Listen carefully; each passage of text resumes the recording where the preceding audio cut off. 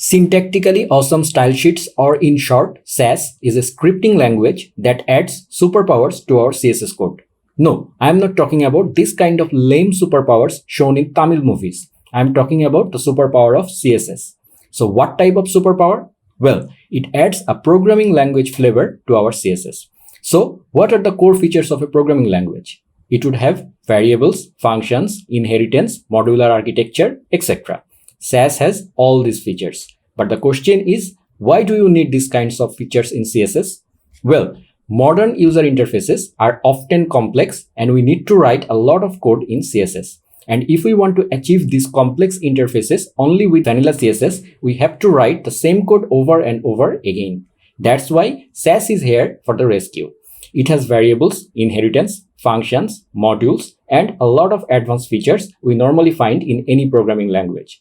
But the point is, CSS is ultimately a markup language. It will not understand these things. Then what should we do? Well, SAS is equipped with a compiler that can pre-process the SAS code and ultimately generate vanilla CSS. That's why SAS is called a CSS preprocessor. We have seen a lot of theories. Now let's see some code to understand it better.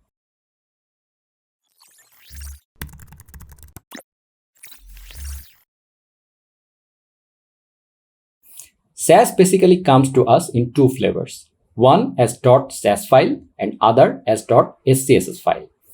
.sas file syntax looks like this. Looks a lot like indented syntax, right?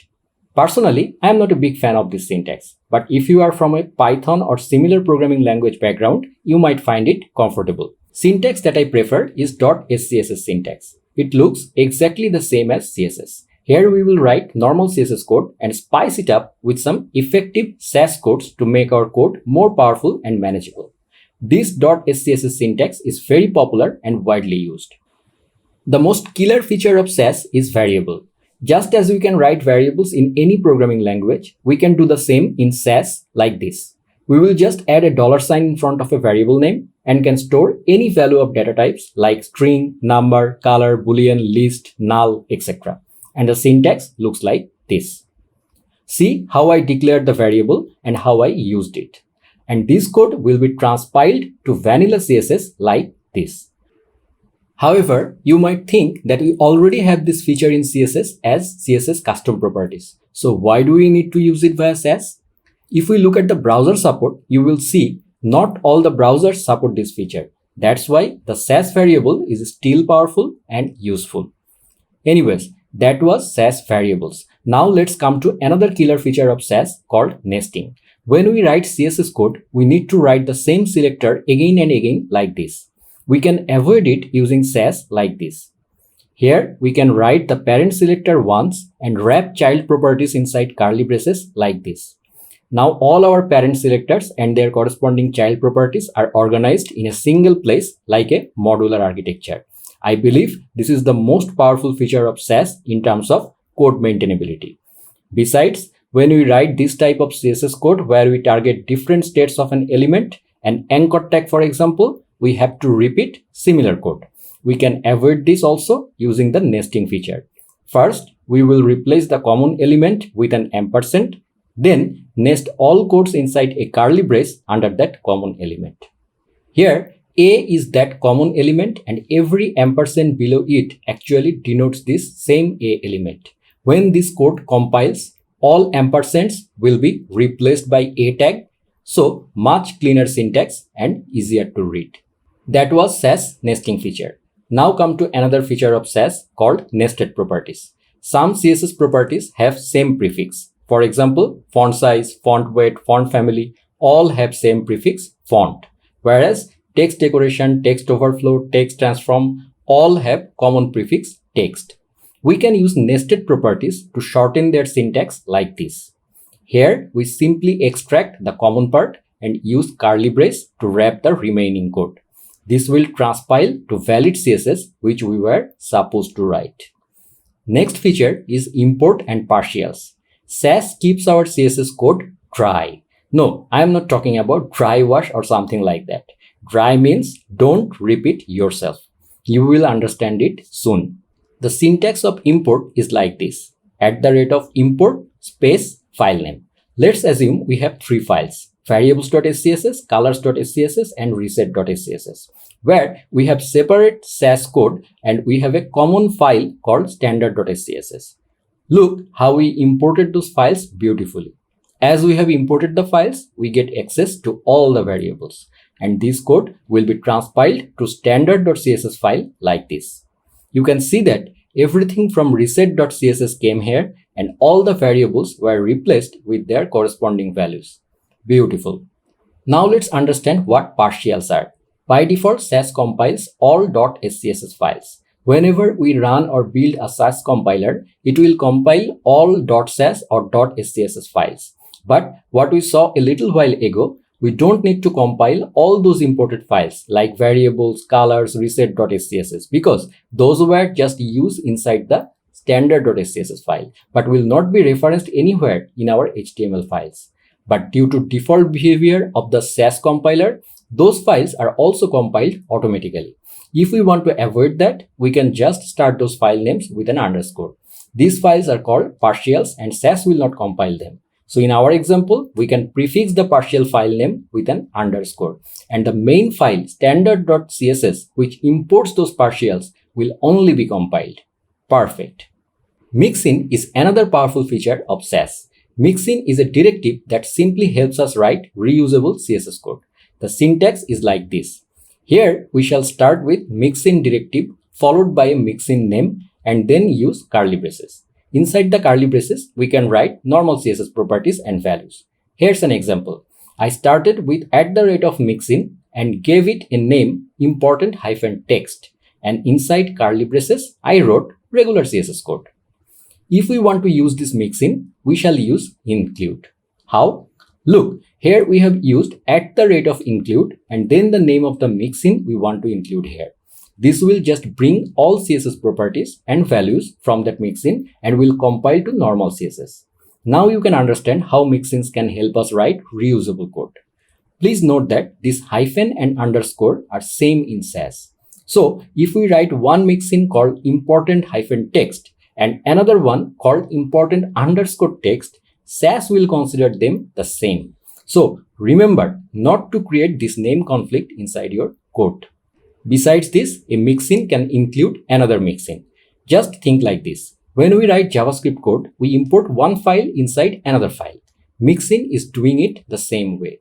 Moreover, we can pass parameters to mixin just like functions. For example, here we have passed color and width parameters to the mixin named border and used them inside the mixin. It behaves just like local variables inside a function in JavaScript or any other programming language. And when we call them, we just simply use the @include mixin syntax, but this time with parameter values, just like we do a function call, and when it compiles, it will become normal CSS code like this. So our browsers can understand everything as usual, but we get better developer experience. Cool, right? Moreover, we can use default values for mixin parameters like this. Those who are familiar with JavaScript functions should quickly understand this syntax. If a programmer does not send any parameter value while calling the mixin, the default value will be used. For example, here I have used the bordered mixin twice. I passed color in one mixin call and width in another, but I was supposed to pass both of them in both cases. What was not passed after compiling will be replaced by default value. Hope I made it clear to you. Now I want to show you another use case of mixin. Some CSS properties have different syntax for different browsers. For example, here we have used the transform property. For this property, we need to add different vendor prefixes for different browsers. This is a painful task in CSS as we need to add the same vendor prefixes everywhere. In Sass, we can solve this problem just by creating a common mixin named transform and take the transform value as a mixin parameter. Then, instead of writing 3 lines of code again and again, we can simply include this mixin whenever we need. Amazing stuff. Moreover, we can make mixin more powerful by using this type of if or else syntax like any programming language and load styles conditionally, which you can't just do in vanilla CSS. After transpiling, Sass will generate normal CSS code computing the conditional property and value. Note that if or else can be used anywhere in Sass code, not just inside mixins. We can use loops and do interpolation inside Sass. For example, here we have a Sass variable called sizes which have 3 values. This is called a Sass list, kind of like an array in JavaScript. We can simply loop through this list with this each directive, and as like JavaScript for loop, we can get each item in this list like this. Look how we accessed each item value as property name in string format by using a hash sign followed by curly braces. In case of property names, we need to follow this format. This is called interpolation. After transpilation, all sizes are replaced with their corresponding values. Function is another killer feature of Sass. We can write regular functions in Sass. The syntax is like this. We will write @function followed by a function name. For example, here I have used a function called sum with parameters. Inside, I have defined a local variable called sum. Then I have looped through the numbers list received as function parameters and calculated their summation. Finally, I return the result with return directive.